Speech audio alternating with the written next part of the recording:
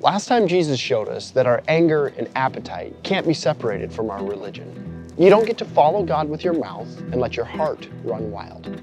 But he hasn't finished. He has two more things that are critical to a right relationship with God: our words and our enemies.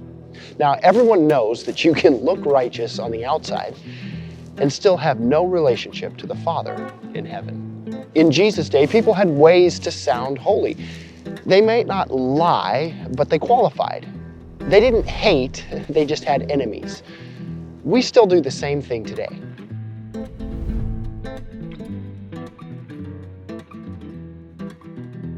Jesus explains what we all know, but pretend we can avoid. The law was never about what you can get away with. It's about who you are. You can't separate that from what you do. In Matthew 5:33-48, he shows us two more places where the law must reach the heart: your authenticity and your antagonists. Again, ye have heard that it hath been said by them of old time, Thou shalt not forswear thyself, but thou shalt perform unto the Lord thine oaths. But I say unto you, swear not at all, neither by heaven, for it is God's throne, nor by the earth, for it is his footstool, neither by Jerusalem, for it is the city of the great King. Neither shalt thou swear by thy head, because thou canst not make one hair white or black. This is something simple: your word. Jesus quotes the tradition, keep your oaths. Don't swear falsely. That comes straight from the law, the 9th commandment. But then he says, don't swear at all. Verses 35 and 36 give other examples of some of the oaths that people would make. Now, when he says swear, he's not talking about cussing. He's talking about making a promise, making an oath. In Jesus' day, people practiced something called circumlocution. Circum means around. Locution means speaking. So speaking around, like avoiding God's name. They were obsessed with creating loopholes. I think we still do the same thing today, replacing an actual swear word with something less bad, less explicit. We call it a euphemism. But their religion had taken it a step further. The 3rd commandment said not to take God's name in vain. So instead of swearing by God's name, they'd swear by heaven. Or instead of swearing by the temple, they would swear by Jerusalem. It sounded serious, but still left an escape clause. That way they could make a promise and not feel guilty when they broke it. They didn't technically lie. They didn't technically sin. Jesus points out the fatal flaw in this thinking. You see, heaven, that's God's throne. The earth, his footstool. Jerusalem, his city. Even your own head isn't really yours. You can't change a single hair. Everything you could swear by already belongs to him. Look at verse 37. What did I do with my Bible? But let your communication be yea, yea, nay, nay. For whatsoever is more than these cometh of evil. Be so honest that your yes really does mean yes, and your no really means no. Your word should be enough. If you need to swear, if you need to add emphasis, if you need to make promises to be believed, well, something's wrong. Your character should carry your word. The kingdom requires authentic truthfulness. Legal compliance, that's not enough. Genuine honesty makes oaths unnecessary. The issue isn't whether you've broken a formal oath. Kingdom people, we aren't supposed to need this verbal padding. Our character should do that work. But Jesus doesn't just call you to authentic truthfulness. He calls you to something that seems impossible. And that's point number 2, our antagonists. What Jesus requires is perfect love. Verse 38, ye have heard that it hath been said, an eye for an eye, and a tooth for a tooth.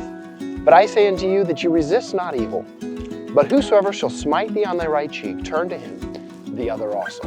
Blink and you might miss this. You see, the law never required retaliation. It gave a limit.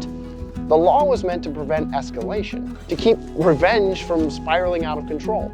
Actually, the Old Testament law incentivized mercy by having a monetary alternative to, I think, almost all of the retaliatory laws.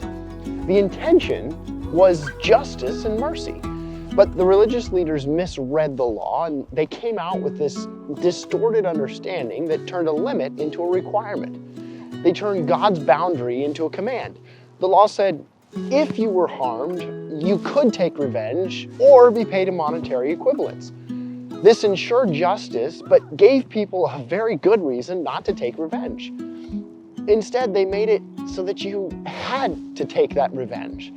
But Jesus shows us a better way. You see, turning the other cheek, that returns agency to the oppressed. But if any man will sue thee at the law and take away thy coat, let him take thy cloak also. And whosoever shall compel thee to go a mile, go with him twain. Give to him that asketh thee, and from him that would borrow of thee, turn not thou away. Each of these had a legal counterpart. A Roman law allowed a soldier to force you to carry his pack for 1 mile. Jesus says, go 2. The Jewish law allowed your cloak to be taken as collateral. Jesus says, give your coat too. The law said you could lend. Jesus says, give without expecting return. You can't dictate what others do to you. The injustice, the inequality, the oppression. You really do have no control over that. That's what other people do. But in Jesus' upside-down kingdom, he still holds us accountable. A righteous heart refuses to be a victim and extends the grace of God even to the oppressor. Now, I don't think Jesus is being unempathetic here. He knows the pain and injustice of oppression. He's not telling you to pretend it doesn't hurt. When you choose your response, you take back power. When you turn the other cheek, you're not submitting anymore, you're now choosing. When you go the extra mile, you take control. And you force the oppressor to look themselves in the mirror. When you give your coat and cloak, you're no longer being robbed, you're choosing generosity. The oppressor can't make you a victim if you refuse to be one. They can't control your response. They can't dictate your character. They can't force you into their cycle of revenge. Now, this isn't about being a doormat. We believe in a self-defense. We believe in protecting the innocent. But this is how you take control when you have no control. You can't control what they do, but you can control how you respond. You can choose God's grace.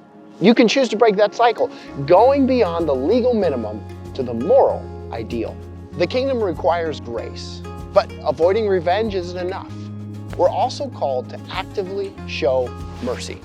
You've heard that it hath been said, you think I'd get better at that by now. Ye have heard that it hath been said, thou shalt love thy neighbor and hate thine enemy. But I say unto you, love your enemies, bless them that curse you, do good to them that hate you, and pray for them which despitefully use you and persecute you. Again, Jesus quotes the tradition, thou shalt love thy neighbor and hate thine enemy.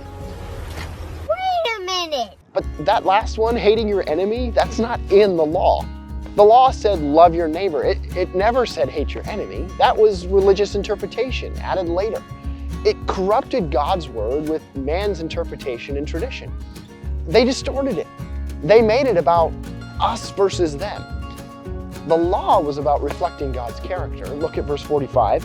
That ye may be the children of your Father which is in heaven. For he maketh his sun to rise on the evil and on the good, and sendeth rain on the just and on the unjust. For if ye love them which love you, what reward have ye? Do not even the publicans the same? And if you salute your brethren only, what do ye more than others? Do not even the publicans so? Why do we love our enemies? Well, it's one way that you can be like your Father. He shows mercy to everyone. He makes the sun to rise on the just and the unjust. He sends rain on the righteous and the wicked. If you only love those that love you, you're no different than anyone else. Even sinners do this. There's nothing spiritual or special. But the kingdom requires more. The kingdom requires perfect love, like our Father. Be ye therefore perfect, even as your Father, which is in heaven, is perfect. This isn't about earning a place in heaven. This is God's intention for your life on earth. He wants you to be perfect like himself. Complete, mature, whole, without flaw. This isn't about never making mistakes. It's about reflecting God's character, showing his perfect love, showing mercy to everyone, even your enemies. We have our own traditions that I think allow us to get around what we know is right. Jesus wants something better for you. Avoiding the external acts isn't enough. The kingdom requires transforming the internal motive. The kingdom requires authenticity. The kingdom is revealed in how we face our antagonists. Loving those who love you, Everyone does that.